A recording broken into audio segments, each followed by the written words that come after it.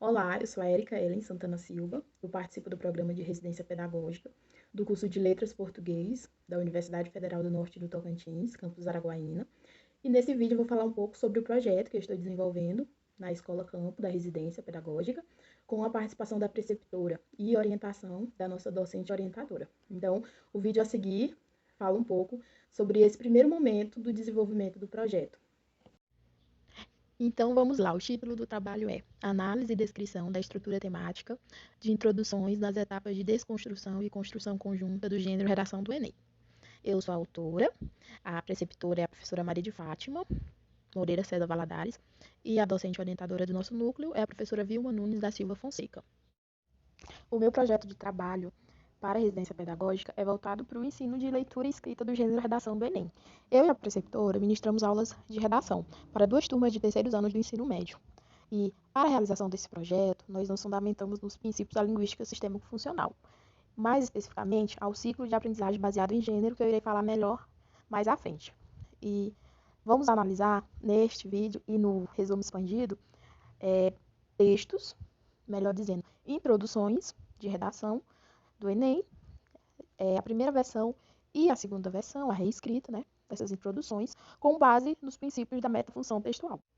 Sendo assim, um dos objetivos deste trabalho é demonstrar como a linguística sistêmico-funcional pode ajudar na leitura de gêneros e escrita também de gêneros curriculares. Sendo que, uma vez que o aluno se apropria de um gênero, ele irá utilizar esses conhecimentos ao longo de sua vida. Como eu já disse anteriormente, de maneira breve, para a fundamentação do nosso trabalho, nós utilizamos os princípios da linguística sistêmico-funcional e o ciclo de aprendizagem baseado em gênero. Então, esse ciclo, ele contém 3 etapas, e cada etapa tem suas fases. E as etapas contempladas nesse primeiro momento de desenvolvimento do projeto são as etapas de desconstrução e construção conjunta. Aqui nós temos a imagem do ciclo de ensino e aprendizagem desenvolvido por Rosa e Martin, que pertence ao programa Ler para Aprender. Temos as 3 etapas, desconstrução, construção conjunta e construção individual.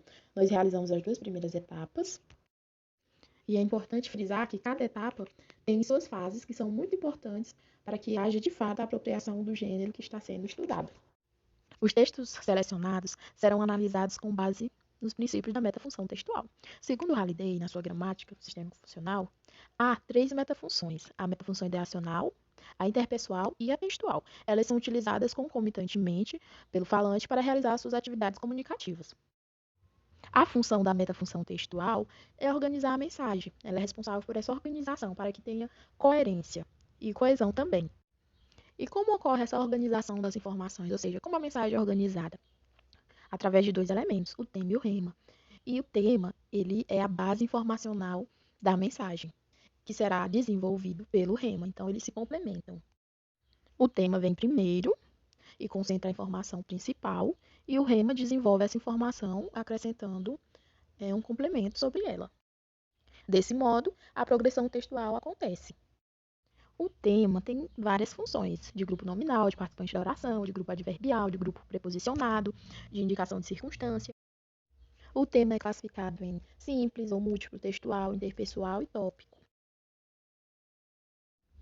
O tema simples é quando há apenas um tema na oração. O tema múltiplo é o contrário. E normalmente é o que acontece, de haver mais de um tema na oração. O tema textual, ele tem a função de ligar, desempenho de papel de conjunção, sequencializador e continuativo.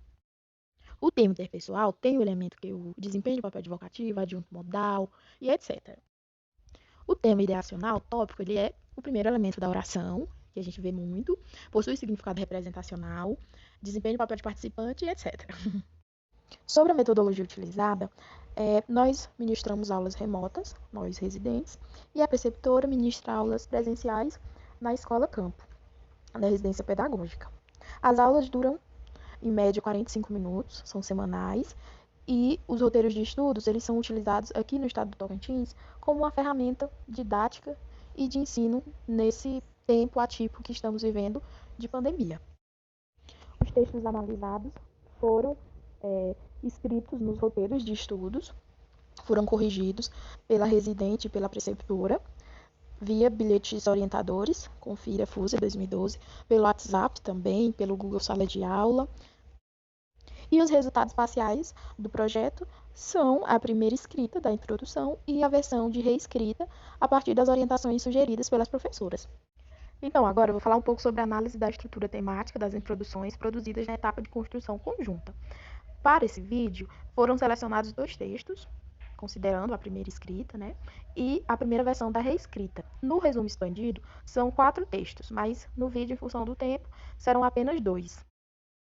O tema da redação é a questão da xenofobia sofrida pelos imigrantes que residem no Brasil. Então, vamos ver o texto 1 do aluno A, que diz: a xenofobia é crime. Isso foi definido pela Lei nº 7.716, de janeiro de 1989.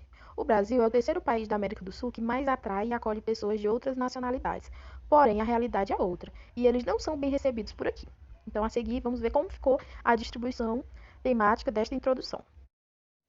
Quadro 1, primeira versão da introdução do aluno A. O quadro 1 é composto por 5 colunas. A primeira coluna são as orações, segunda, terceira e quarta coluna são os temas, e a quinta coluna é o rema. A primeira oração diz: a xenofobia é crime. Com a distribuição temática, ficou da seguinte forma: a xenofobia, como tema tópico, é o elemento primeiro da oração. E o que tem a xenofobia? O rema diz que a xenofobia é crime. A segunda oração é iniciada pelo tema textual isso, né, para ter uma conexão com a primeira. Em seguida temos o tema tópico foi definido, ou seja, o crime foi definido. Foi definido por quem, né? Pelo quê? Pela lei número 7.716 de janeiro de 1989, que é o nosso rema. Na terceira oração temos um tema tópico, Brasil, participante, e o rema. Então, é possível verificar no quadro 1 que o aluno A vai repetindo esse esquema de tema tópico, rema, ponto seguido, aí tema textual, tema tópico e rema novamente. Esse esquema de estruturação textual possibilita a progressão textual, a organização das informações do texto. O texto 2, que está no quadro 2, é a primeira reescrita da introdução do aluno A. Então, é possível perceber que há aumento quanto ao número de orações em função das orientações sugeridas, para que a tese da introdução, da redação, fique mais clara e mais argumentativa. Os argumentos que foram acrescentados na última oração, que serão desenvolvidos ao longo da redação, é: a xenofobia no Brasil se mantém por falta de conhecimento dos fatos históricos, de uma política educacional e impunidade. A seguir, vamos ver como ficou a distribuição temática da versão de reescrita da introdução. O quadro 2, primeira reescrita da introdução do aluno A. Então, nós percebemos que na primeira oração já há uma mudança. A locução verbal foi definido, que estava presente no quadro 1, foi substituída apenas pelo verbo definido. Xenofobia é crime definido. Foi removido o tema textual isso e o Brasil, o tema tópico, foi mantido. O esquema de tema textual, tema tópico e rema foi mantido também. E na última oração, na oração 6, foi acrescentado o argumento a xenofobia no Brasil, como tema tópico, e o rema se mantém por falta de conhecimento dos fatos históricos, de uma política educacional e impunidade.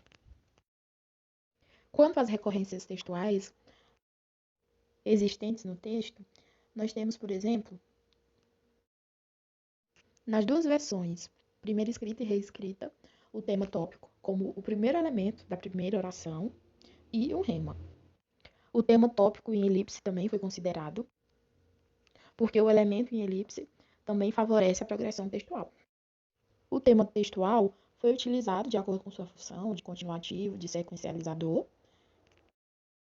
Tivemos nas duas versões os temas textuais isso, porém, e, por causa, mas. E agora chegamos às nossas considerações finais. E eu gostaria de frisar que, de posse dos textos que foram demonstrados e analisados neste vídeo, é possível observar como os alunos utilizam os elementos da metafunção textual, mesmo não tendo conhecimento ainda desses elementos teóricos, mas fazem o uso e tem sido um uso produtivo. E isso nos deixa muito contente, me deixa muito contente, particularmente falando, considerando também a primeira versão para a versão de reescrita. É notável o melhoramento do texto, então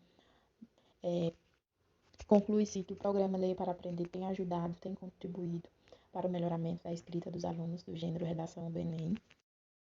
Por último, eu quero muito agradecer pela oportunidade, pela atenção e pedir desculpas pelos possíveis erros de gravação, que talvez eu nem saiba, mas com certeza tem. E até a próxima. A seguir, nós temos as referências do trabalho e os agradecimentos. Aqui estão as nossas referências utilizadas para a realização do trabalho e os nossos agradecimentos.